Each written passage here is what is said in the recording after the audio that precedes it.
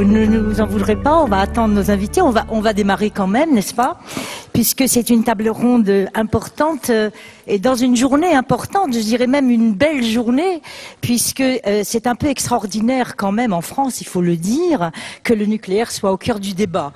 Donc le débat est encore tabou chez nous, pas seulement d'ailleurs en France, dans beaucoup d'États européens, et il faut absolument le sortir du tabou, car le nucléaire est une grande industrie, comme chacun sait, et souvent les questions tournent plus autour de ses inconvénients, il y en a, bien sûr, on y reviendra, que de ses avantages, et il y en a, et peut-être beaucoup plus que d'inconvénients.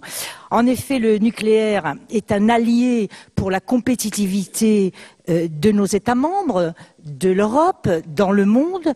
C'est un allié pour notre sécurité énergétique et aujourd'hui, on le sait, c'est redevenu une priorité pour les enjeux, pour l'Europe qui est dans un contexte, comme beaucoup d'autres, de tensions et d'affrontements avec nos pays producteurs et distributeurs, mais c'est aussi, on l'a dit, un allié pour le climat.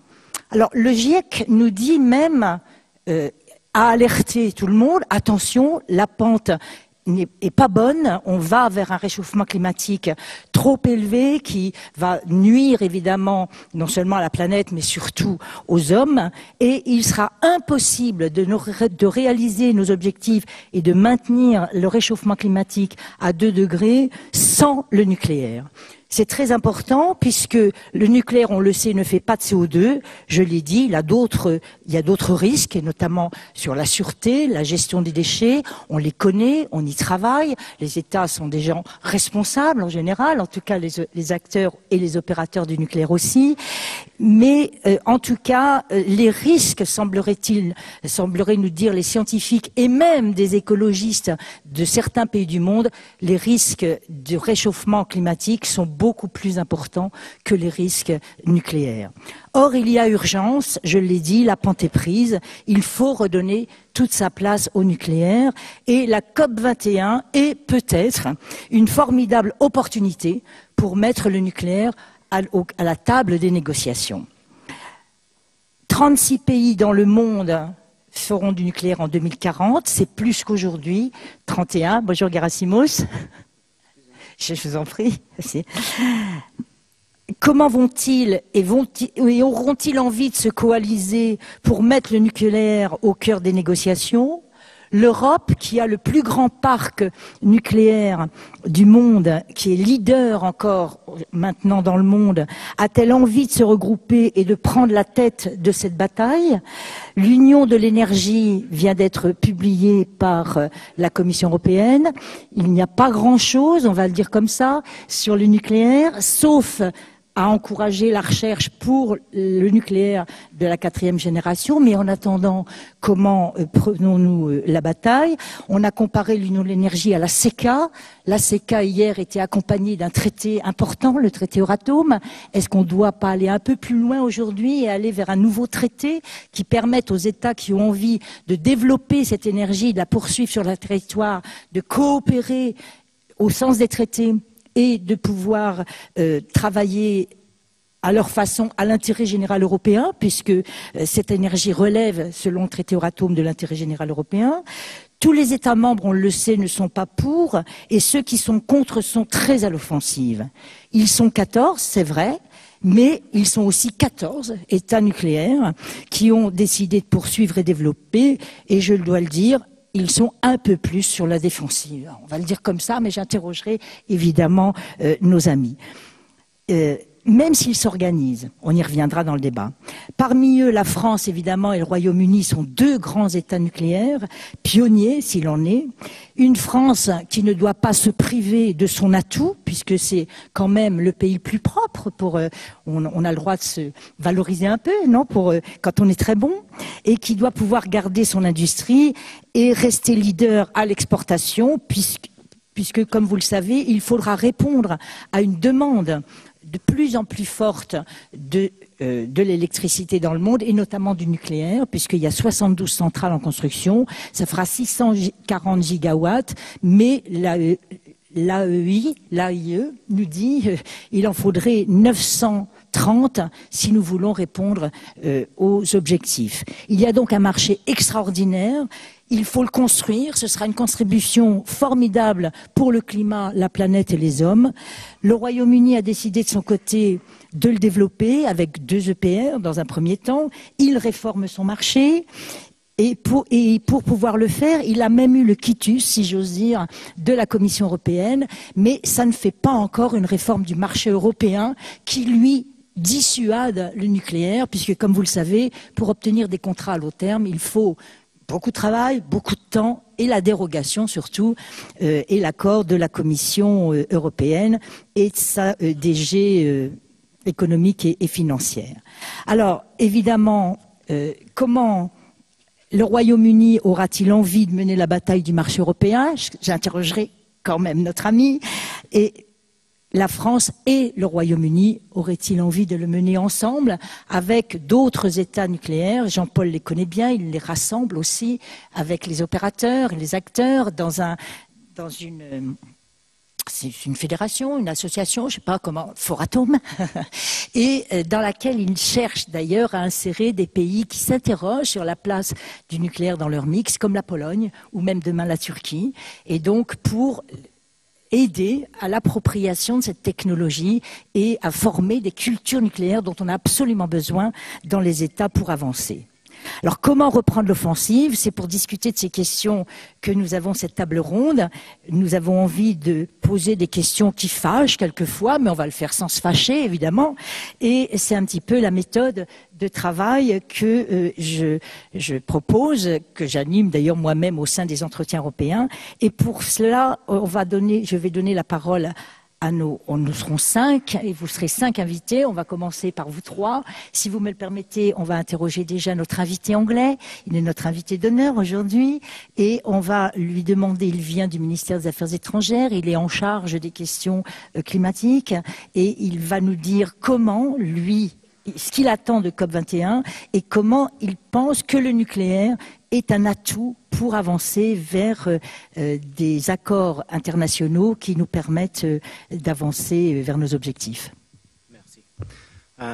Hello everyone. Apologies, I also am speaking in the language of Shakespeare, so get the apologies out there quickly. I'll come on to that question about the role of nuclear as we think about the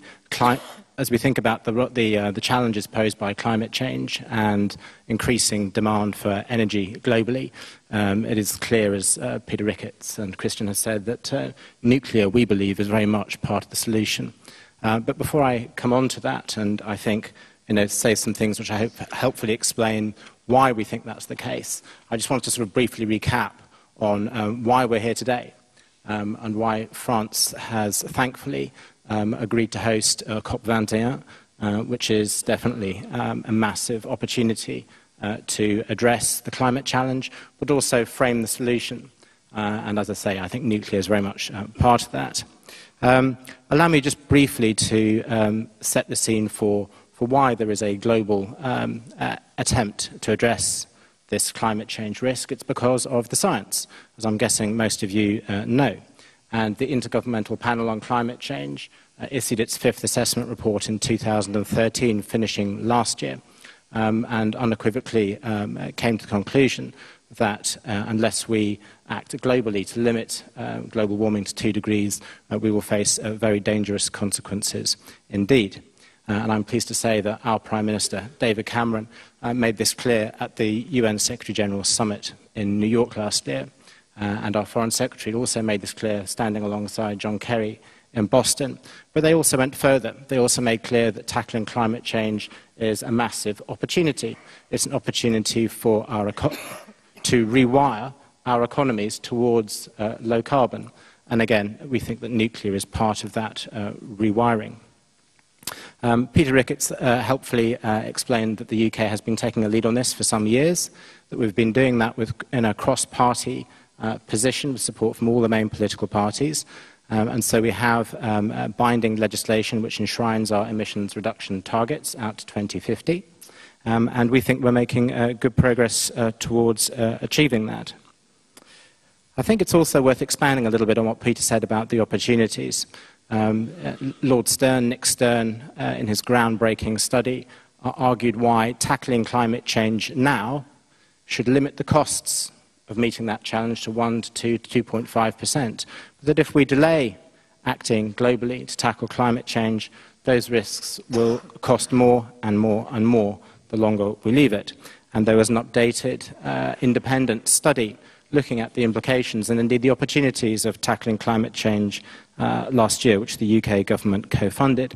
It concluded that a lot of the actions we should be taking to grow our economies in a sustainable way are also the same actions, the same policies that we should be taking to decarbonise and reduce our emissions. So we see them very much as consistent with each other.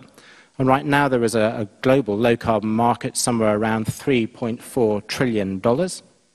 We think that if there is a global climate deal this year, which we are fairly sure there will be, that global low-carbon market could increase to $6 trillion by 2030, perhaps even more and sooner, depending on implementation of that deal.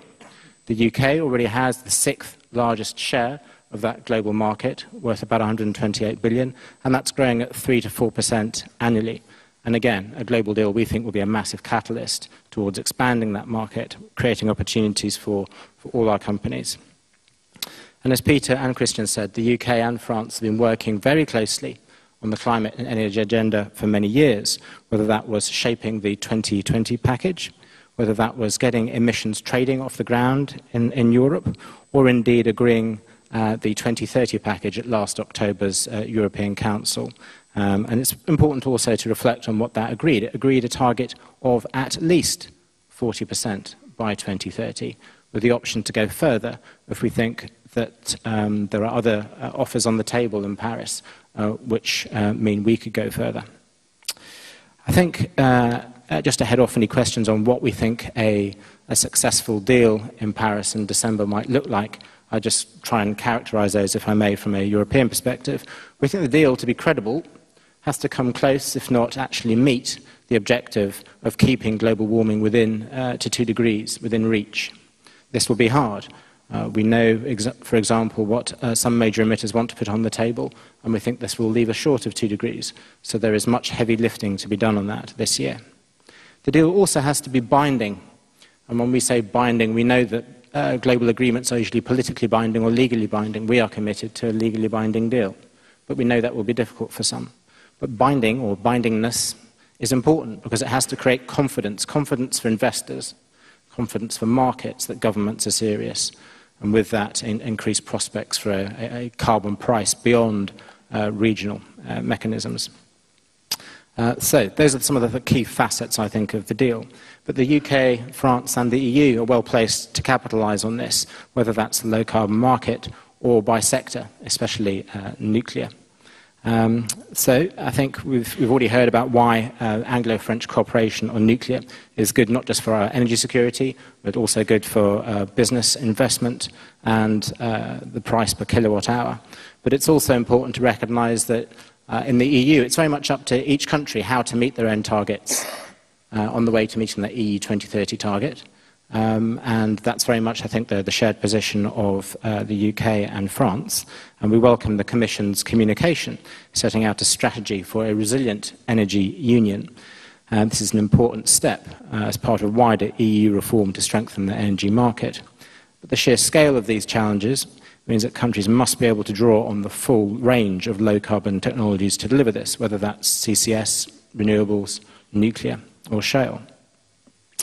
So I just try to wrap up now and say that there's a massive opportunity for the world in terms of rewiring the global economy, primarily through energy and energy security, if we want to succeed in Paris and December. But I think it's a really great opportunity that this conference is being held today to show why something practical can be done, albeit outside the negotiations, that can have a massive impact on the overall success. But I'd be happy to expand on any of that further later. So thank you again for inviting me, and thank you.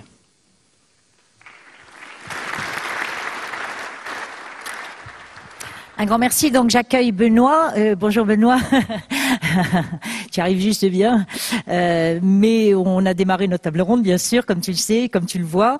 Et avant de te donner la parole, je vais poursuivre un petit peu notre tour de table qu'on a démarré avec notre ami anglais pour interroger Gerasimos Thomas.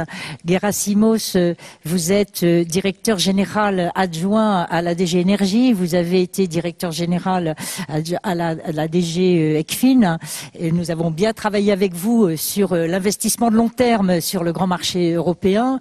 Vous êtes maintenant dans un secteur où il va falloir beaucoup d'investissements de long terme. Je vous interrogerai donc sur la réforme du marché européen pour contribuer, pour promouvoir les investissements de long terme. Et on le sait ici, le nucléaire, c'est des investissements lourds, longs, qui ont besoin de garanties publiques, qui ont besoin de contrats avec les électro-intensifs et tous les utilisateurs d'électricité. Et donc, je voudrais vous interroger un peu sur l'Union de l'énergie que vous nous proposez aujourd'hui et qui a publié ses orientations il y a quelques jours, et vous demander comment l'Europe va pouvoir, avec cette nouvelle politique, investir les enjeux climatiques peut-être un petit peu différemment d'hier, car nous avions fait un diagnostic de la politique climat hier, en tout cas c'est vrai pour Confrontation, mais on l'a fait aussi avec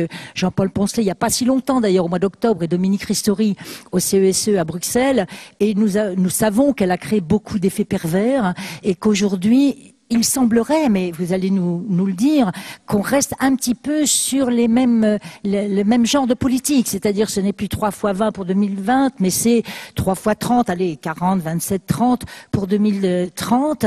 Et nous sommes un peu inquiets, je dois le dire, de la politique, du centrage sur une politique de demande pour une réduction de la facture, pour une réduction de la consommation, pour l'efficacité énergétique. Ce n'est pas que nous sommes contre, bien sûr, mais nous serions pour l'articuler à une politique de l'offre qui permette aux industries du climat, mais pas seulement, aux autres industries de tout le secteur électrique et énergétique, de pouvoir se développer et d'être meilleurs entre nous, et jouer la solidarité et être meilleur dans le monde, puisque comme chacun sait, nous avons une croissance exponentielle, si j'ose dire, de la demande électrique et énergétique avec le développement et l'émergence de pays partout en Asie, mais aussi en Afrique.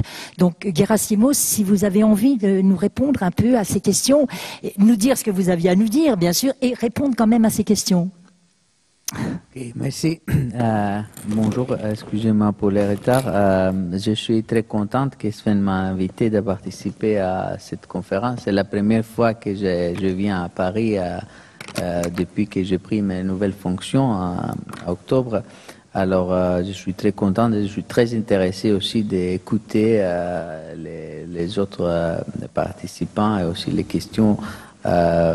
C'est une vraie opportunité pour moi d'écouter et de ne pas seulement partager notre avis. Je dois dire que, bon, pour nous, l'événement que ça a marqué la nouvelle commission Juncker, disons, c'était la présentation la semaine passée des 4 stratégiques pour l'Union de l'énergie. C'est la deuxième initiative depuis disons que la commission Juncker a commencé, que la première c'était sur l'investissement avec un plan disons pour promouvoir l'investissement en Europe. Disons ça qu'on va, la troisième chose qu'après on va faire au niveau plus sur l'énergie nucléaire, c'est de nouveau l'investissement. On va faire les fameux rapports PINC qu'on n'a pas fait depuis 2008. Alors, investissement, Energy Union, investissement. Mais bon, il faut rappeler quand même que la stratégie pour l'Union de l'énergie qu'on a présentée hier, c'est une stratégie qui couvre, disons, les 5 grandes priorités que les chefs d'État ils ont établies. C'est pas la Commission, disons, c'est la sécurité énergétique, la solidarité et la confiance. Après, la plan intégration du marché européen de l'énergie, l'internal market, comme un facteur de sécurité énergétique, de solidarité et aussi des conditions de financement. Le troisième axe, c'est l'efficacité énergétique comme un moyen de modérer les demandes et aussi doter l'Europe d'une certaine indépendance énergétique. La décarbonisation de l'économie, que ça rentre dans le cadre de nos discussions, et finalement la recherche et l'innovation. Alors les 5 cadres, ils sont tous très importants pour l'investissement qu'on va avoir en Europe dans tous les secteurs énergétiques. Évidemment, dans les, disons, les 4 de ces 5 axes, le nucléaire, il y a un rôle à jouer. À notre avis, c'est articulé dans notre document de stratégie.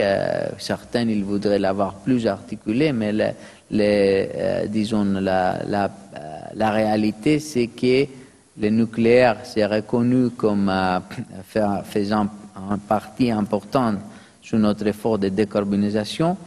On a un tiers d'électricité européenne qui s'est produit par le nucléaire. Les chiffres, il avait une petite tombe et ça commence de nouveau à montrer une récupération. Alors on prévoit dans toute notre prévision, le scénario qu'on fait pour établir les bases de notre politique, on va passer de 27,4% qu'on est actuellement sur la production de nucléaire, participation de nucléaire à la production électrique sur entre 31 et 32%. Alors on a de nouveau une augmentation. Il y avait un effet intertemporel à cause de certains choix des États membres et certaines fermetures, les temps d'investissement. On va assurer un rôle important sur l'aspect recherche et développement des technologies futures. Il y a des choses qui ne sont pas dites dans la stratégie énergétique de l'Union européenne, parce que vous avez, je crois, écrit un article, vous disiez l'énergie, disons, nucléaire, il a son pic, il y a son forum, et ça c'est tout. C'est pas vrai.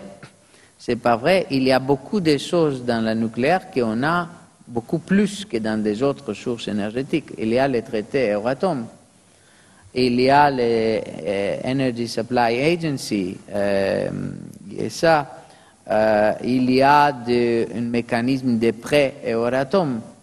Alors, il y a tous les outils qu'on a plus que ça qu'on a dans des autres domaines.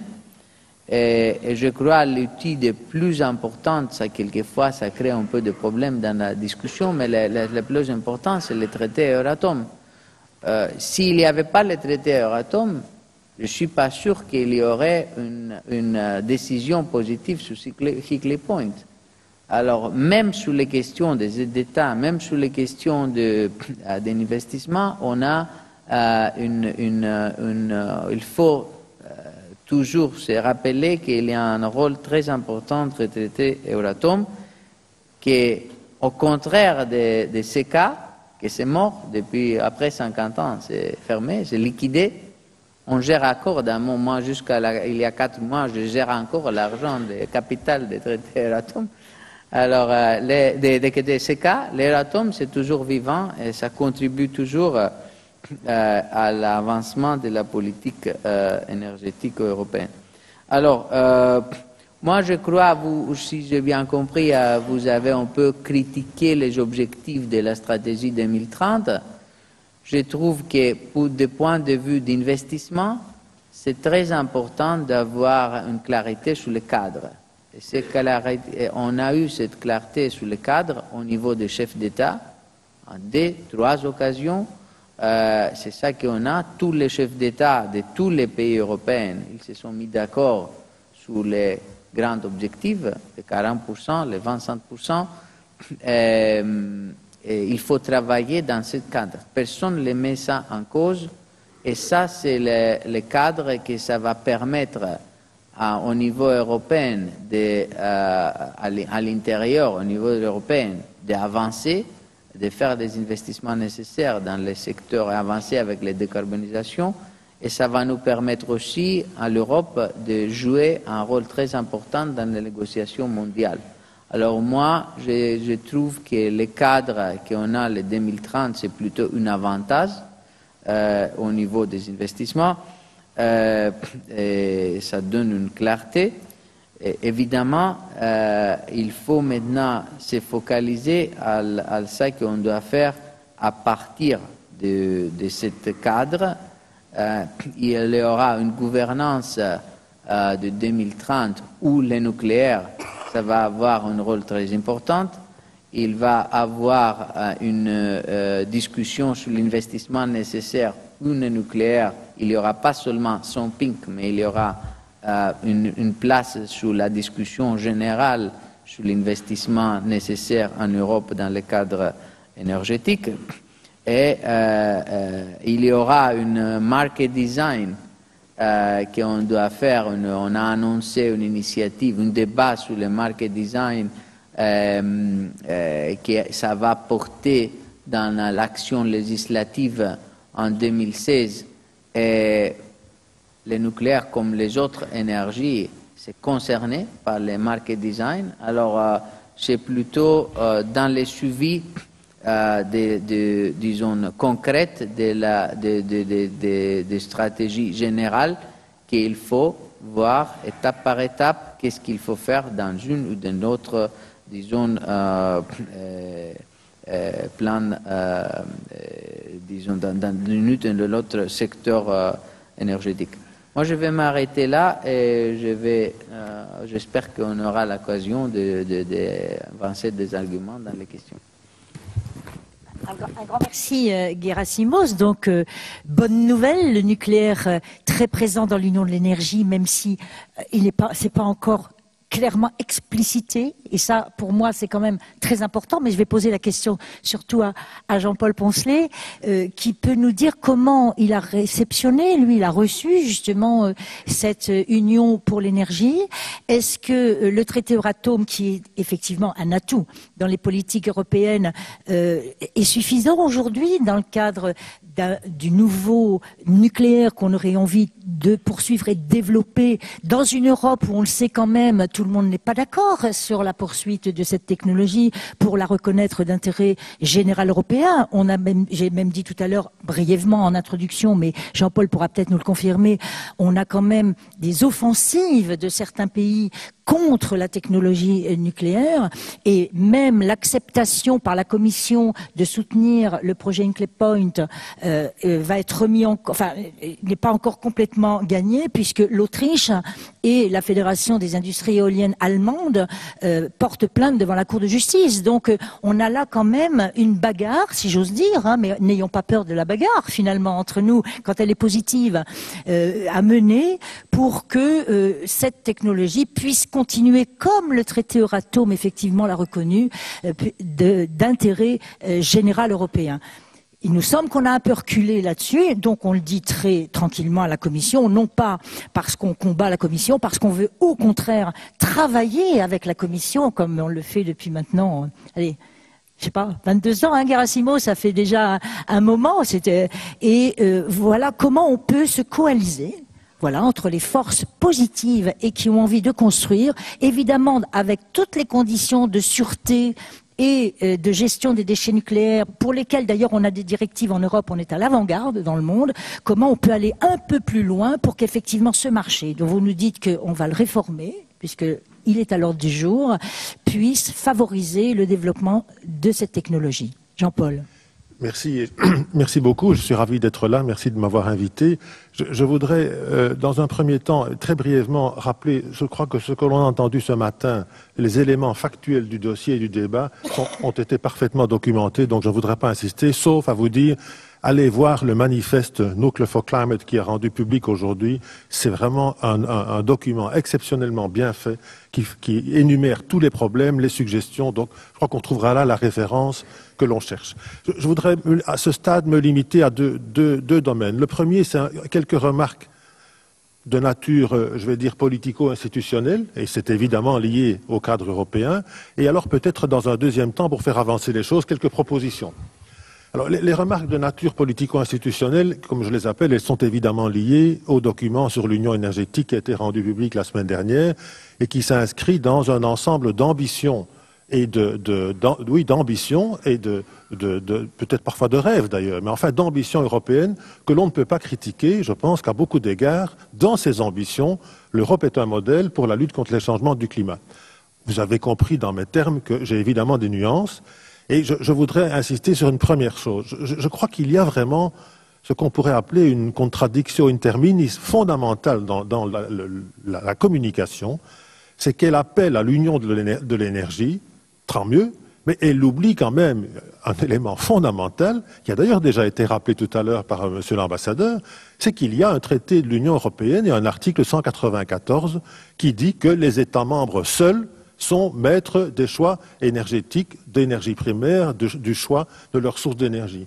Alors il faudra m'expliquer comment on peut avoir l'ambition d'une union de l'énergie avec 28 États membres qui ont la responsabilité de faire leur propre choix, à la limite indépendamment des autres. Je pense que ça, c'est une lacune majeure dans le système et qu'il faudra qu'on s'y attache. La deuxième remarque sur le même sujet, c'est Euratom, et je remercie Gerasimos Thomas d'avoir cité le traité. Le seul problème, c'est que cette référence ne se trouve pas dans la communication qu'on a reçue la semaine dernière, alors qu'à beaucoup d'égards, Euratom est le modèle de ce qu'il faudrait faire. Donc ne réinventons pas la roue. Si vous regardez aujourd'hui le traité Euratom, il crée une agence d'approvisionnement unique, en effet, pour tous les États membres. Il n'y a pas moyen aujourd'hui de conclure un contrat d'achat d'uranium sans le visa de l'agence d'approvisionnement. Les investissements sont planifiés et même leur financement est aidé. Que faut-il d'autre comme modèle ? Imaginons seulement une minute que nous ayons un tel outil pour l'approvisionnement en gaz et qu'aujourd'hui, il y a une seule agence européenne d'approvisionnement qui négocie avec Poutine et qui fait face aux rodomontades des Russes. Voilà exactement ce qui nous manque. On attend quand même de l'avoir. Donc, je pense que dans les ambitions, bravo, il y a quand même quelques solides obstacles. Et donc, pour presque faire un jeu de mots, j'espère que vous me le pardonnerez, mais puisque j'ai l'occasion de parler français, je vais le faire. Je pense qu'on pourrait presque dire que la Commission n'a pas les moyens de ses ambitions, malheureusement, mais j'ajouterais que les États membres n'ont pas les ambitions de leurs moyens, en l'occurrence. Alors, qu'est-ce qu'on pourrait faire ? Je voudrais vraiment essayer de faire quelques suggestions concrètes pour avancer, et je pense qu'il y a une première question qu'il faut aborder dans le cadre européen, et jusqu'à présent on reste ambigu sur le sujet. Il faut qu'on parle de la question de fond, c'est-à-dire le marché. Est-ce que la dérégulation que l'on a collectivement introduite il y a 30 ans en matière d'électricité, est-ce que c'est la réponse aux questions qui sont posées aujourd'hui ? Et j'ai beaucoup d'admiration à titre personnel pour la démarche des Britanniques, puisque le gouvernement britannique a fait à l'époque, était le moteur de cette dérégulation d'électricité et 30 ans après est le moteur d'une réforme qui, à mon avis, va dans le bon sens, mais qui réintroduit de la régulation, soyons clairs. Le contrat pour la différence, c'est essentiellement un système de régulation. Je vais y revenir. Donc, je pense vraiment que le marché n'est pas la réponse aux questions qui sont posées et qu'il faut des interventions ou, d'une manière ou l'autre, des régulations publiques. La deuxième remarque sur le sujet de la deuxième proposition, et elle découle du thème d'aujourd'hui qui est la coopération franco-britannique, je pense vraiment qu'il faut arrêter et abandonner cette utopie que l'on va faire tout à 28.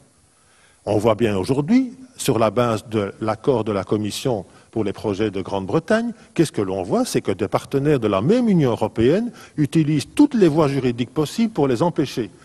Est-ce que c'est ça la solidarité que l'on attend au sein de l'Union européenne? Donc je pense vraiment qu'il faut, et c'est en ça que je répète, l'exemple d'aujourd'hui est illustratif, ce partenariat franco-britannique à l'égard de l'énergie nucléaire est à mon avis un modèle de ce qu'il faut faire, et il faut avancer avec ceux qui acceptent d'avancer, et on verra pour la suite. Mais vraiment, à 28, je ne pense pas qu'on pourra y arriver. Et je sais que ça ne fait pas plaisir à la Commission, et je la comprends, puisqu'elle a dans ses responsabilités celle d'être le moteur du système à 28. Et ma troisième proposition est liée à l'énergie nucléaire en tant que telle. C'est pour, de nouveau, essayer de faire avancer les choses. Je pense qu'en matière nucléaire, on doit absolument faire un effort d'harmonisation des régulations. C'est sans doute un des seuls secteurs industriels où, selon que vous êtes dans un pays ou dans un autre, vous devez respecter des règles différentes. Quand vous achetez une voiture en Europe, elle est homologuée pour tous les pays de l'Union et il ne s'agit pas de repasser devant une autorité de certification nationale, allemande ou hollandaise ou belge ou britannique. Donc, dans le nucléaire, ça n'existe pas. Et c'est évidemment une source de coûts, une source de tracasserie et c'est un obstacle fondamental à une meilleure harmonisation, finalement à plus d'efficacité. Donc, comment peut-on, et c'est une question essentiellement politique, c'est aux États membres de convenir de ce qu'ils acceptent de faire ensemble. Je parle des États membres, ayons la modestie et l'humilité de parler des industriels. Il faut quand même reconnaître qu'aujourd'hui en Europe, l'industrie nucléaire a un problème de compétitivité et qu'il faut aborder cette question entre partenaires industriels et regarder comment réagissons-nous à l'égard des Russes, des Chinois, des Coréens et quelques autres qui ont, eux, un marché intérieur en pleine expansion et qui donc, sur ce marché intérieur, sont capables d'amortir un certain nombre d'efforts industriels et financiers, et en Europe, nous ne sommes pas capables de le faire. Quand en Chine, il y a 22 réacteurs qui fonctionnent, 26 en construction, ça va faire 48, regardez quelle base interne cela donne, et ça, quand ils les auront, 48, ça va être moins de 5% de leur électricité. Voilà l'ampleur de la question, et donc je plaide, c'est mon boulot, entre nos partenaires industriels, s'il vous plaît, parlons des aspects industriels de performance, de compétitivité. Troisième suggestion sur le plan industriel et européen, vous savez très bien que dans l'opinion publique, alors si nous sommes optimistes, on va dire, comment décrire ça de manière raisonnable? Si nous sommes optimistes, on va dire, bon, il n'y a pas beaucoup d'enthousiasme pour le nucléaire en Europe. Si on est un peu moins optimiste, on dira qu'il y a une résignation. Et si on n'est vraiment pas optimiste du tout, on dira qu'il y a de l'opposition. Donc c'est clair que dans le public, il y a des questions. Il y a un exemple, je pense, que l'on pourrait prendre pour améliorer la confiance du public, c'est ce qu'on appelle la fin du cycle. Le point le plus sensible, c'est la gestion, la déconstruction des réacteurs, qui n'est pas un vrai problème industriel, et la gestion des déchets nucléaires. Diable, qu'est-ce que l'on attend pour faire des progrès à plusieurs pays ensemble? L'opinion publique ne peut quand même pas comprendre que l'on plaide l'intégration européenne, mais que l'on fasse 28 trous, pardonnez-moi l'expression, dans les 28 pays de l'Union pour se débarrasser parfois d'un seau de déchets nucléaires. C'est absurde. Et donc je pense qu'il y a des efforts à faire et des démonstrations à faire de projets communs dans le secteur de la fin du cycle. Et puis deux dernières suggestions. Il y a des failles dans le marché, c'est absolument clair, et singulièrement dans le long terme, et la démonstration faite par les Britanniques du contrat pour la différence, c'est un exemple de réponse à une des failles du marché. Il y en a d'autres. En Finlande, on a inventé un autre système où il y a une espèce de coopérative des producteurs. Il y en a d'autres. Donc il faut multiplier les démonstrations qui permettent de combler les failles du marché pour les investissements à long terme. Et la dernière suggestion, c'est la recherche et le développement. On a besoin, comme de pain, de recherche-développement, et au risque d'être un peu critique, mais dans quoi les Européens dépensent-ils leur argent? Nous allons dépenser 10 milliards d'euros au minimum dans un projet de fusion nucléaire contrôlée qui, sur le plan scientifique, est excitant au possible, mais qui n'offrira pas la moindre perspective de contribution aux enjeux dont nous parlons avant, sans doute, 70 ou 80 ans, au mieux. Est-ce que c'est raisonnable? Et donc, diable, pourquoi ne mettons-nous pas l'accent davantage sur l'amélioration des technologies nucléaires actuelles dont on a vraiment besoin? Voilà, c'est un peu comme la manière dont je voyais les choses. Donc le contexte politico-industriel et puis quelques suggestions peut-être pour faire avancer les choses. Un grand merci Jean-Paul. Alors,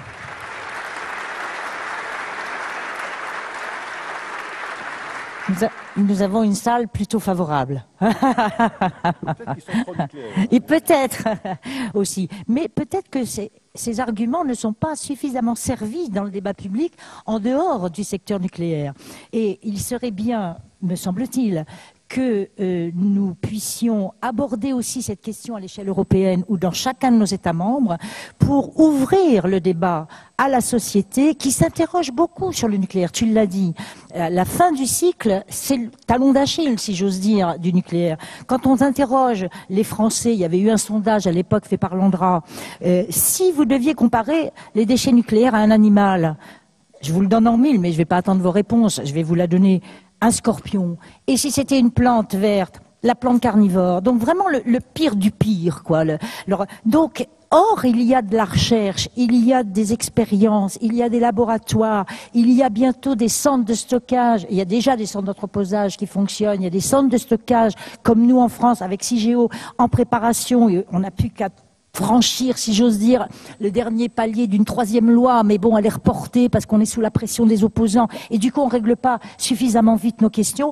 Et tu l'as dit, il y a aussi des problèmes au niveau européen. Il y a des États qui sont très en retard, qui ont besoin d'aide. Il y a des États qui produisent beaucoup moins de déchets, que peut-être ils vont pas s'engager dans la fabrication d'un centre de stockage qui coûte très cher, il faut le dire. En plus, il faut provisionner. Bon, il y a beaucoup de questions autour de tout ça.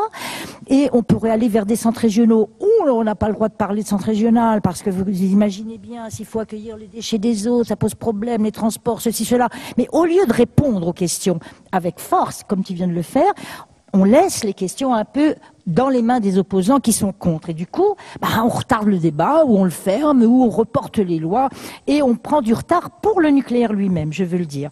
La deuxième chose, si vous me permettez, mais je vais réinterroger avant de repasser la parole à Benoît, qui ne m'en voudra pas, puisqu'on a commencé un petit débat entre nous, ce serait justement sur ne pas opposer la recherche-développement. Tu m'excuseras, Jean-Paul, je voudrais le dire comme ça. Le nucléaire, c'est une industrie très jeune. Elle a 60 ans, à peu près, 70.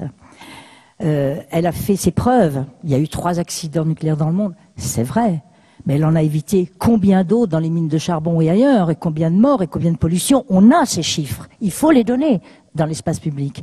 Et elle a un avenir extraordinaire avec 4e génération, sans doute. Mais pour y arriver, tu dis, c'est peut-être 60, 70 ans. Encore faut-il qu'on fasse la recherche qu'il faut maintenant, car on le sait, c'est du temps long. Et il ne faut pas opposer l'investissement dans la recherche et l'investissement dans la rénovation des centrales, dans la fermeture d'autres centrales, dans la construction des autres, parce que nous avons besoin de tout ça. Et il y a beaucoup d'argent. Alors, je vais de nouveau réinterroger Gerasimos et peut-être notre ami anglais. On a accepté, alors est-ce que c'est grâce au traité Euratom ou est-ce que c'est grâce finalement au projet lui-même qui nous a permis de mettre le doigt sur un problème de dysfonctionnement du marché européen qui fait que la DG a accepté, la DG Concurrence, excusez-moi, la DG Concurrence a accepté finalement le projet Hinkley Point. Vous le connaissez, ce projet, je ne veux pas le développer, on va réinterroger notre ami, mais c'est pas des subventions nucléaires, c'est un financement de marché, mais qui est compensé selon le marché, justement, plus ou moins cher, ou par l'État ou par les entreprises du nucléaire, pour faire une espèce de caisse de compensation qui permette aux partenaires du nucléaire qui ont besoin de visibilité à long terme pour pouvoir investir, d'avoir un prix stable à très long terme, visible à long terme. Donc, c'est de ça qu'il s'agit. Mais alors, cette réforme du marché anglais, comme l'a très bien dit Jean-Paul, c'est les Anglais qui vont maintenant nous guider dans la voie de la régulation publique. Formidable. Eux qui étaient les champions de la dérégulation. Donc, est-ce qu'on ne peut pas en faire un modèle, si j'ose dire, pour la réforme du marché européen ? Gerasimos, vous nous dites qu'on va aller vers un nouveau market design. Moi, j'ai lu dans l'Union de l'énergie que c'est effectivement, on va réformer notre système ETS. Est-ce que donc donner un signal prix du carbone qui est très important. Mais est-ce que ça va suffire ? Comment on peut aller plus loin et permettre peut-être parallèlement à un marché spot sur le marché, construire des marchés contrats long terme ? Est-ce qu'on peut le faire, ça, Gerasimos ? Oui, je crois que oui, que ça a l'intention de faire. Mais bon, je veux répondre un peu, réagir un peu dans certains propos de Jean-Paul.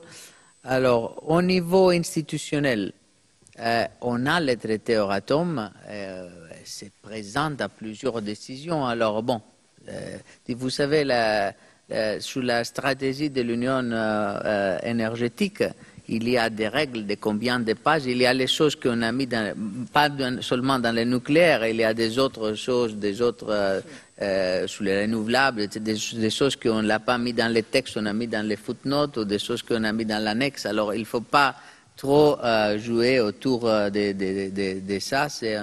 Les éléments, ils sont là. Le programme de travail de la Commission est là.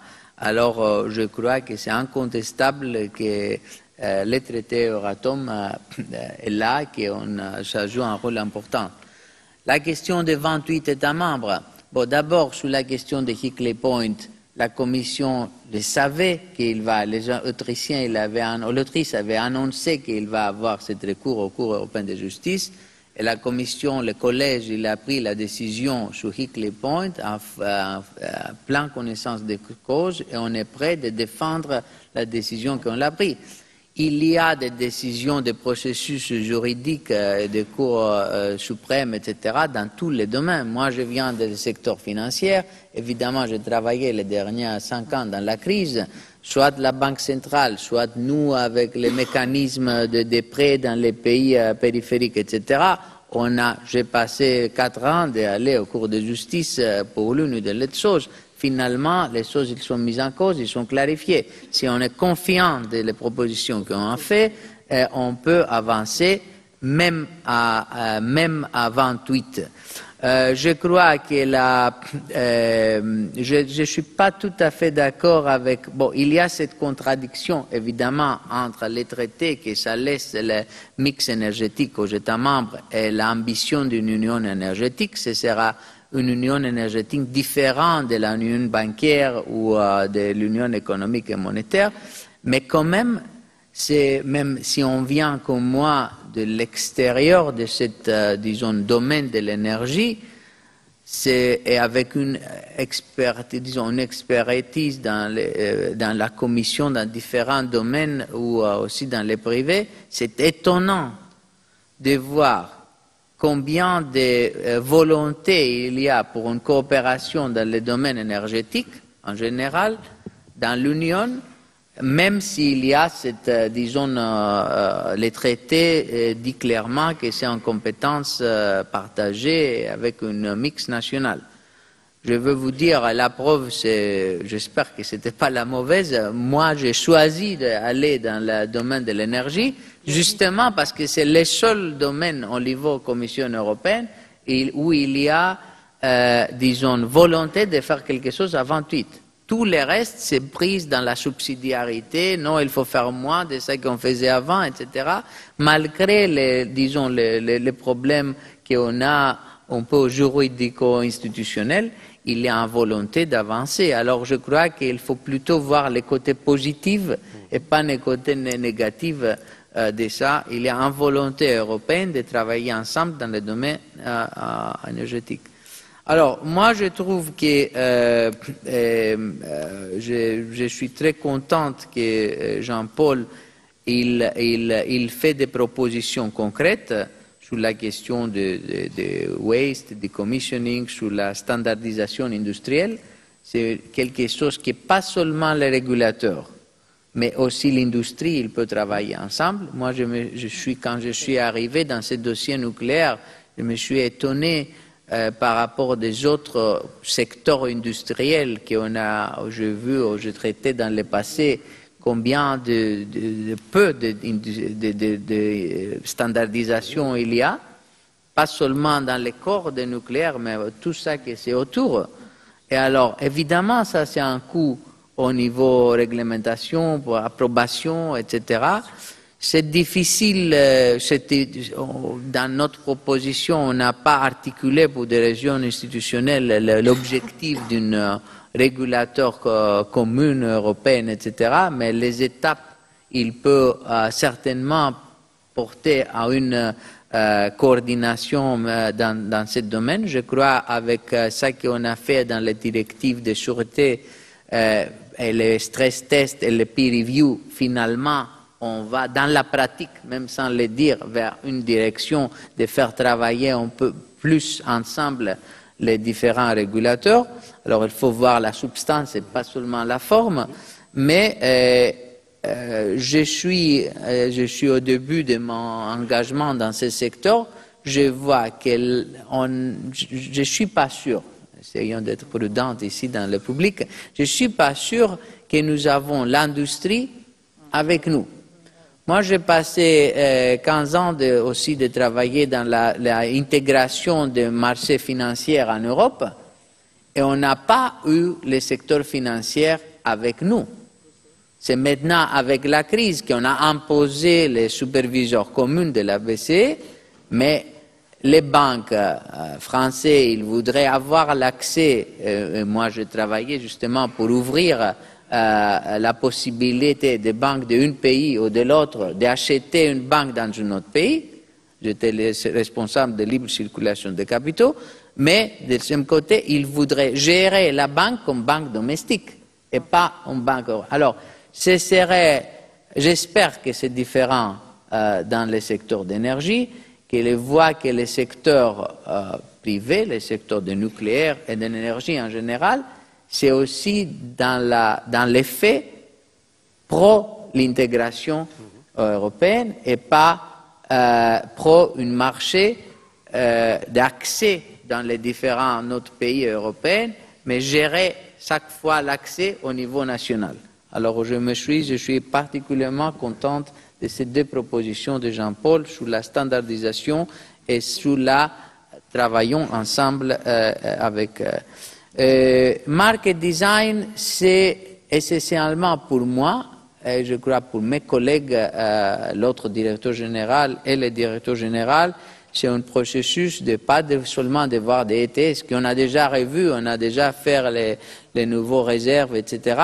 Mais c'est essentiellement justement d'apprendre de notre expérience avec l'expérience britannique et autres, de voir quelles sont les meilleures façons de créer le niveau de régulation qu'on doit faire ou refaire, plutôt refaire, parce que, et pour donner les bons incentives sur l'investissement. Parce que ça manque, c'est l'investissement. Et évidemment, ça ne devrait pas être fait d'une façon que ça va annuler l'effet positif de la libéralisation qu'on a eu. Parce qu'on a beaucoup des effets positifs de cette libéralisation. Il y a des autres encore de l'avoir dans le troisième paquet de marché intérieur qu'on n'a pas eu les effets positifs parce qu'on n'a pas fait jusqu'au bout. Mais il y a aussi des choses à apprendre pour arriver de boucler l'aspect disons, l'aspect d'investissement. Dernier commentaire, il faut qu'on voit, il y a l'aspect de design, disons, il faut voir l'aspect l'investissement dans la grid. Et alors, ça, c'est un sujet qu'il faut un peu aussi dans les côtés nucléaires. Peut-être, je ne suis pas bien informé, mais je crois, mon première impression, que ce n'est pas assez discuté avec, disons, dans les domaines du nucléaire. Le smartening of the grid, qu'est-ce que sont les effets techniques, disons, qu'ils ont, et aussi les débats dans le développement de la grid, ça pourrait aider la production centrale de nucléaire, mais il y aura des pays où le développement de la grid, ça peut prendre des tournantes que ça va, disons, faire plus difficile. Alors, éventuellement, là, dans le domaine nucléaire, aux États-Unis, on discute déjà disons, les small mobile reactors, un autre type de développement de nucléaire qu'il ne faut pas, disons, écarter, il faut bien avoir. Merci Gerasimos. Alors on adorerait poursuivre, mais le temps nous presse. Et puis nous accueillons Laurent Michel. Bonjour Laurent. On vous donnera la parole in fine. Mais je voudrais faire rebondir notre ami britannique qui m'a demandé la parole. Je voudrais lui dire deux choses par rapport à la discussion qu'on vient d'entendre. Nous avions fait la proposition d'un pacte de solidarité énergétique, c'est-à-dire tenir compte effectivement des choix nationaux des États, mais bien effectivement qu'ils s'inscrivent dans des cadres communs, partagés. Alors, avec effectivement des objectifs de décarbonisation prioritaires et même, on disait, nous, uniques, hein, pour aller vite. Et par rapport à ce que Jean-Paul a appelé une coopération renforcée, j'ai utilisé le même terme, on l'a pu l'appeler à un moment donné, pourquoi ne pas bâtir un Schengen nucléaire en Europe? Alors le mot Schengen est un peu dévoyé, d'autant plus que la réussite du Schengen n'est pas fameuse, mais c'est vrai que c'était un petit peu ça l'idée, c'est-à-dire avoir un traité qui permettait aux États membres eux-mêmes d'avoir un marché nucléaire et qui allait jusqu'à Jean-Paul a proposé licence commune, parce que c'est de ça qu'il s'agit, donc une autorité de sûreté nucléaire commune. Alors là, effectivement, c'est pas seulement les opérateurs, hein, mais les autorités de sûreté nucléaire nationales, pour l'instant, ne sont pas d'accord, et avec des bonnes raisons. En plus, il faut vraiment débattre et discuter. Et la même chose pour la directive déchets, qui est plus d'ailleurs une injonction aux États de faire un plan national que de réfléchir ensemble à la question de la gestion des déchets à l'échelle européenne. Mais ça, si Jean-Paul me le permet, je vous renvoie à un petit bouquin qu'il a fait, qui est formidable, qui s'appelle Une énergie dérangeante. C'est un petit livre, vous allez le lire comme un roman, et vous allez trouver là pas mal de choses très européennes dans les propositions. Alors, réaction? Merci, Claude. I have a few brief reflections, I think, on what I've been hearing, both from an industry perspective and a more sort of public regulatory level. I think I'd sort of bring my comments back to a very sort of UK-based approach, which is what we're talking about here in terms of fixing a climate change risk, addressing that risk, and better responding to what people want, which is safe and affordable and predictable energy prices, or energy in a way that makes sense to them, that they can base their economy on. That's the task that we think we've been set, and that therefore it's good that the main political parties in the UK recognise that, hence their love-in on Valentine's Day, when they all agreed that they had the same climate goal. But these are the challenges that they feel they're responding to. It's got to be cheap, it's got to be affordable, it's got to be predictable, it's got to be safe. And we see that beyond the national level, we should be doing this through the EU. And therefore it needs to be done as much as possible in harmony with our member state colleagues and through the institutions, and it's got to be safe. So we absolutely recognise that there will be a range of views in terms of how you do that, but therefore it's been reassuring to us that the new Commission has prioritised the energy union, that the EU family recognises this is a priority for all European citizens. This is something that all Europeans want. But they're also rightly concerned about the implications of all energy sources, and no one is going to forget what happened in Japan in a hurry. So people are going to have issues, and there needs to be confidence, and there needs to be transparency, and there needs to be a better dialogue about what that means at all levels, and that's a responsibility that governments have. Now, as I say, the UK has already staked out what it thinks is a credible position to meet that, which is that we've got to look at all low-carbon sources of energy. But nuclear is an expensive one, and nuclear is a long-term one. And therefore, we have framed our regulatory response around electricity market reform to enable that, and to enable it in a way, as was already mentioned, that creates more confidence in the industry that there is going to be continuity from a government perspective that gives industry confidence. This is a long-term part of the solution because it can be done safely and increasingly at low cost. Now, as we saw in the really high impact and very illustrative video at the start, which I think most of you saw, you can see that the cost per kilowatt hour for nuclear is almost at parity with solar and getting better all the time. But don't forget, solar is getting cheaper all the time. And this is the challenge that all energy suppliers have. It's making sure that they are constantly investing in their own technology, especially on research, development and deployment, and as we've heard, on transmission, on grids, on smart meters, to make sure their product is competitive. And if it's not competitive, then there are going to be questions. And again, I was glad to hear the references to the market, because the UK, like the US, like other many member states, believes the market is a way to incentivize that type of behavior. So that, I hope, illustrates why we've adopted the approach we have in terms of the electricity market sector reform.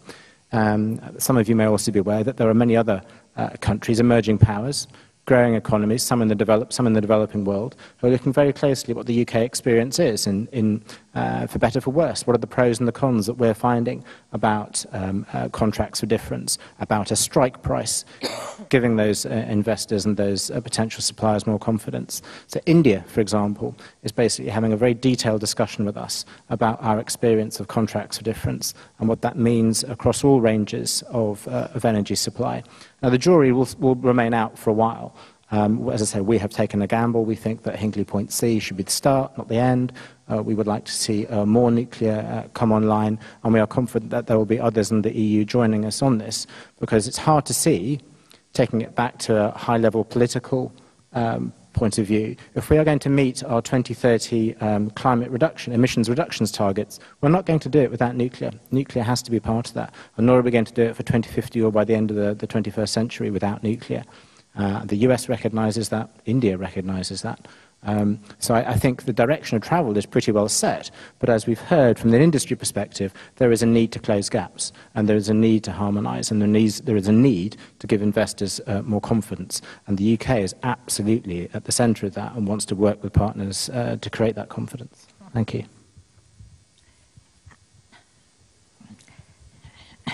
Eh bien, voilà qui est clair. Un grand merci. Donc je voudrais me retourner vers Benoît, et puis s'il le permet, il terminera ce cycle de notre table ronde. Alors Benoît, toi tu travailles à la CDC Climat, tu as beaucoup réfléchi sur tous les mécanismes justement de financement des industries ou des énergies, puisqu'en l'occurrence là on est sur même le secteur électrique décarboné qui nous permettrait de réaliser nos objectifs. Et il y a beaucoup de déclarations autour de la COP. Tout le monde est d'accord, bien sûr, sur les objectifs. Après, concrètement, comment on fait, c'est un peu plus compliqué. Est-ce que tu pourrais nous parler un petit peu plus des mécanismes de financement qu'on devrait pouvoir mettre au cœur des débats? Est-ce que le nucléaire doit rentrer dans ces mécanismes de financement alors qu'il en était exclu à Kyoto? Et quelles seraient finalement les propositions que tu pourrais faire qui permettraient au nucléaire aussi de s'y retrouver dans les propositions de financement des investissements à faire pour le climat, en sachant qu'il s'agit de 1000 milliards, si j'ai bien compris, de dollars par an, et qu'on en est aujourd'hui péniblement à 10. Hein, oui, bon, tu vas nous en dire plus. Donc Benoît, c'est à toi. Et puis si vous me permettez, on aura une petite réaction sur les propos de Benoît et on donnera la parole à Laurent qui devait introduire cette table ronde, qui va la conclure. Ma foi, tant pis, je lui ferai un tout petit débriefing s'il me le permet avant qu'il ne cause, pour qu'il tienne compte de la discussion. Benoît. Bien, merci Claude. Je vais essayer d'être concis, donc n'hésite pas à me faire des signes cabalistiques si je suis trop long. Regarde ta montre. Alors bonjour à tous, donc, mon nom est Benoît Leguet, je dirige une petite équipe au sein de CDC Climat, une équipe qui fait de la recherche, alors, non pas académique mais plutôt appliquée, sur les outils économiques et financiers pour favoriser la transition énergétique ou la lutte contre le changement climatique. Ça dépend, enfin vous mettez les mots que vous voulez, selon qu'on est plutôt débat national pour la transition énergétique, COP21 ou autre, mais en tout cas notre credo, si vous me passez cette expression, c'est de favoriser la lutte contre le changement climatique. Alors c'est dans cette perspective évidemment que le nucléaire m'intéresse. Je suis technologiquement agnostique. Le nucléaire, je connais très peu de choses dessus. J'ai fait des études d'ingénieur il y a très longtemps. Mais ce qui m'intéresse, c'est que ça a une propriété assez amusante. Ça réduit les émissions de CO2. Bon, ça tombe bien. Alors Claude, pour répondre à toutes tes questions. Alors on va déjà prendre un petit peu de recul et sortir de l'Europe, regarder ce qui va se passer pour la COP21. Vous allez entendre parler de la COP21 d'ici à décembre 2015 à peu près toutes les sauces. Alors, première question qu'on peut poser, c'est quels seraient les critères de succès d'une COP21 ? Alors, la première chose que je voudrais vous dire, c'est qu'on ne saura pas en décembre 2015 si la COP21 a été un succès ou pas. L'objectif, c'est d'atteindre un accord applicable à toutes les parties qui permette de réduire les émissions de gaz à effet de serre et de maintenir la Terre sur une trajectoire compatible avec un réchauffement inférieur à 2 degrés par rapport à l'ère pré-industrielle. Alors ça, on ne saura pas en décembre 2015 si on y est arrivé. On le saura peut-être en décembre 2050. On le saura si on a réussi à maintenir la trajectoire de la Terre, etc., en dessous de 2 degrés. Alors, une fois qu'on a dit ça, on n'est pas bien avancé et on peut se dire finalement quel peut être, en décembre 2015 déjà, qu'est-ce qu'on pourra dire ? Alors, j'aurais tendance à dire qu'il faut une approche boîte à outils. Les diplomates français sont parmi les meilleurs du monde, ils partagent cette caractéristique avec les Britanniques, évidemment, mais malgré tous les efforts diplomatiques que la France, l'Union européenne, etc. pourront déployer, ça sera difficile d'aller au-delà de la volonté des États. Or, quand un État a un objectif, l'objectif n'est pas complètement découplé des moyens. Si je vous dis enfoncer un clou, normalement, vous devez me dire oui, c'est facile. Si je vous dis enfoncer un clou à main nue, Voilà. Enfoncer un clou dans un mur à main nue, vous allez me dire non, je veux pas. Si je vous dis je vous donne un galet et vous enfoncez le clou, vous allez me dire ah, on peut en discuter. Si je vous dis je vous donne un marteau et vous enfoncez le clou, vous me dites oui, évidemment, je vais le faire. Donc c'est difficile de parler des objectifs si on ne parle pas en même temps des moyens qui y sont alloués. Donc pour moi, Paris 2015, ça sera un succès si on arrive à fabriquer, entre guillemets, une boîte à outils qui permet ensuite aux États de saisir les outils et de les employer pour fabriquer, entre guillemets, leur trajectoire bas carbone, qui ensuite permettra à la Terre, collectivement, de rester en dessous des fameux 2 degrés. Boîte à outils dans lesquelles il y aura peut-être des technologies, peut-être des outils économiques, etc. Alors, j'en viens justement aux outils économiques qui sont plutôt mon domaine, je ne vais pas dire de spécialité, mais en tout cas d'études. Il y a 3 éléments qui me sembleraient importants sur lesquels il faut avancer pour Paris. Je ne dis pas forcément conclure, mais en tout cas avancer. Premier élément, ce qu'on appelle en bon français le monitoring, le reporting et la vérification. Les États vont faire un certain nombre de propositions, d'engagements. Il faudra pouvoir suivre ces engagements au fil du temps. Alors évidemment, on espère que ce sera des engagements en termes d'émissions de gaz à effet de serre, mais il y aura certainement toute une foultitude d'autres engagements en termes de PIB, de moyens énergétiques, etc. Il faudra pouvoir suivre ces engagements dans le temps et s'assurer qu'on est sur la bonne feuille de route. Ça, c'est quelque chose qui, à mon avis, doit être mis en place à Paris. On doit mettre en place un cadre commun sur lequel tous les pays s'engagent. Idéalement, encore une fois, il faudrait pouvoir mesurer, faire du reporting et vérifier les émissions de gaz à effet de serre de tous les pays. Je ne suis pas certain qu'à Paris 2015, on y arrivera. Un certain nombre de pays voient encore ça comme un sujet de souveraineté nationale. Deuxième élément sur lequel il faut avancer, et je précise par ailleurs que là, je ne parle que de ce que vont faire les États pour Paris 2015, mais ça ne sera pas tout. Je reviendrai, si j'ai un petit peu de temps, si Claude, tu me laisses 30 secondes, je reviendrai sur ce que peuvent faire les acteurs non étatiques. Alors, je vais être court.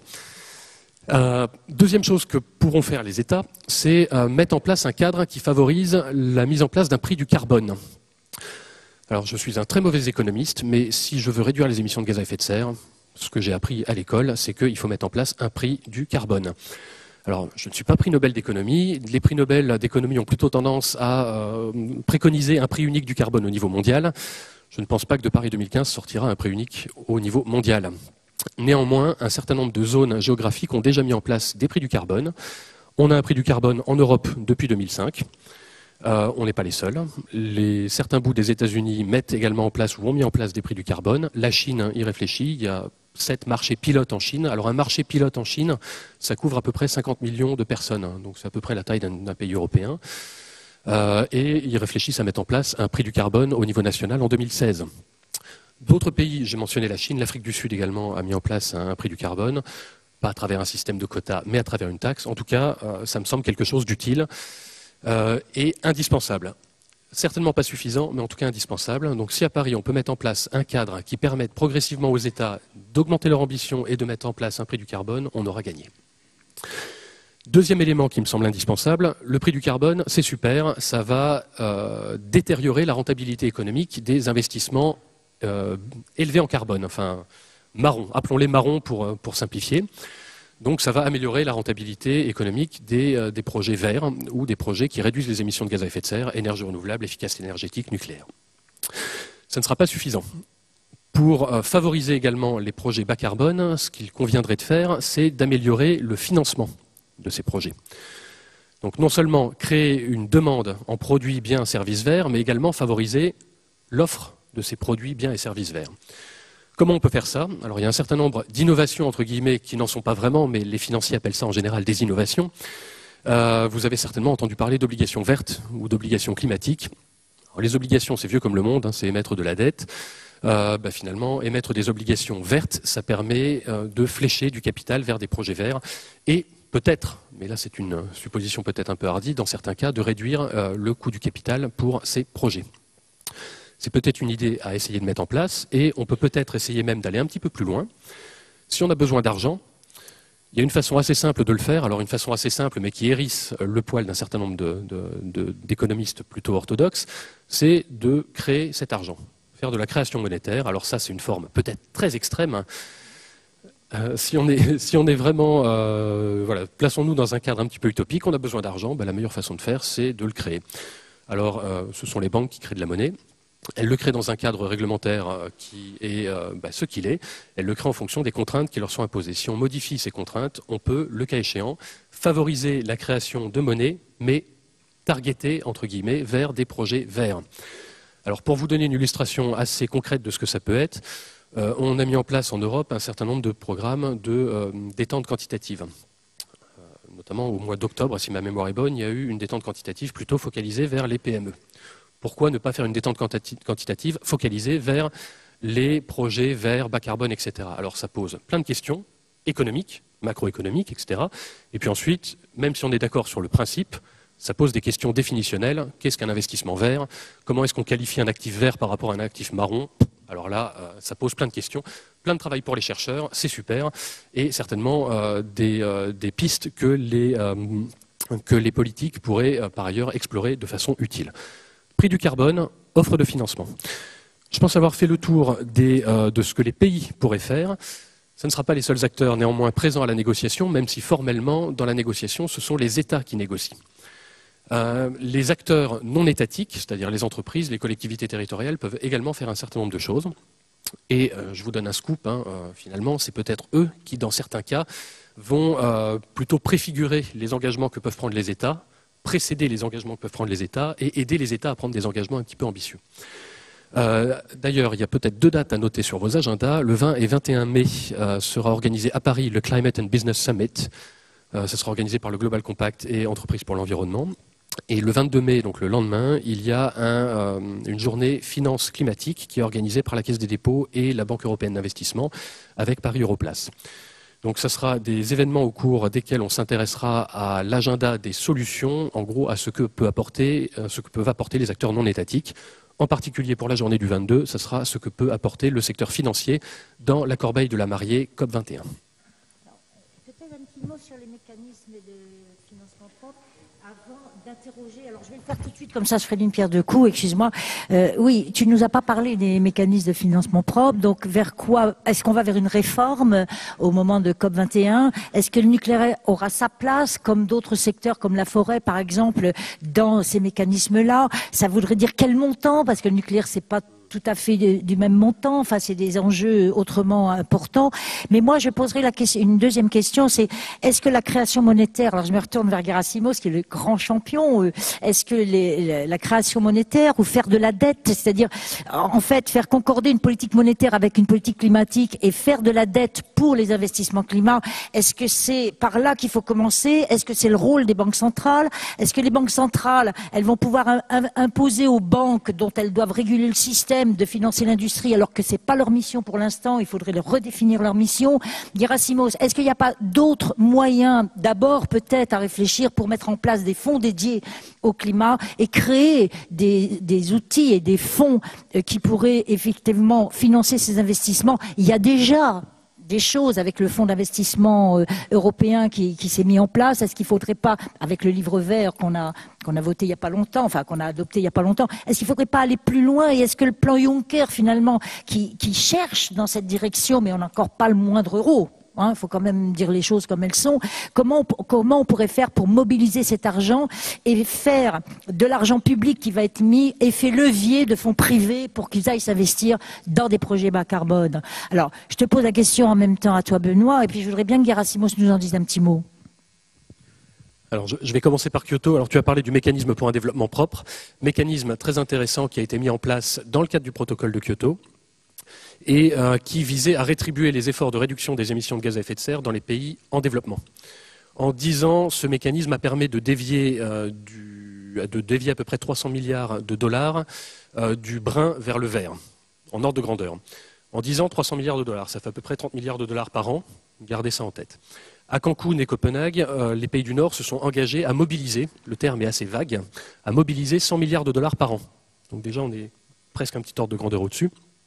Et ce qu'il faudrait pour réussir les 2 degrés, c'est plutôt encore un ordre de grandeur au-dessus, c'est-à-dire plutôt de l'ordre de 1000 milliards.